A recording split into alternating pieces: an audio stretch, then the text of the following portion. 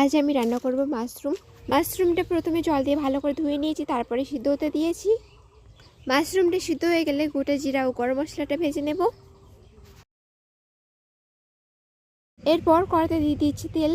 তেলটা গরম হয়ে গেলে আলুগুলো প্রথমে ভেজে নেব। আলুতে সামান্য একটু দিয়ে দেবো হলুদ দিয়ে আলুগুলো ভেজে নেব। মশলাটা আমি শিলে বেটে নিচ্ছি। অপর দিকে আলুগুলো ভালো করে ভাজা হয়ে গেছে, এবারে মাশরুমগুলো ভেজে নেব। মাশরুমের গায়ে দিয়ে দিচ্ছি হলুদ, এতে কালার ভীষণ সুন্দর আসে। তো মাশরুমগুলো ভাজা হয়ে গেলে তুলে নিয়েছি ও কড়াইতে দিয়ে দিচ্ছি তেল।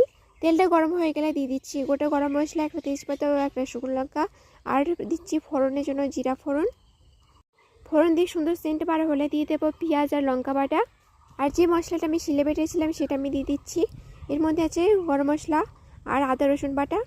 ও এখন দিয়ে দেবো টমেটো বাটা। টমেটো বাটাটা দিয়ে পরিমাণ মতো লবণ আর হলুদ দিয়ে মশলাটা ভালো করে কষিয়ে নেব। ও ভালো করে কষানো হয়ে গেলে এর মধ্যে দিয়ে দেবো আলু আর মাশরুমগুলো, যেগুলো আমি আগে ভেজে রেখেছিলাম। তো এখন মশলার সাথে ভালো করে কষিয়ে নেব। 3 থেকে 4 মিনিটের জন্য কষানো হয়ে গেলে এর মধ্যে দিয়ে দেবো কয়েকটা মটরশুঁটি। আরও কিছুক্ষণ নাড়াচাড়া করে এর মধ্যে দিয়ে দেবো জল। এখানে আমি 1 থেকে 1.5 বাটি জল দিয়ে দিচ্ছি। এখন 2-3 মিনিট মিডিয়াম আঁচে জাল দিয়ে নামিয়ে ফেলবো। ও নামানোর আগে এর মধ্যে দিয়ে দেবো ধনিয়া পাতা। তো হয়ে গেছে আমার রান্না। ভালো লাগলে অবশ্যই আমার চ্যানেলটি সাবস্ক্রাইব করে রাখুন।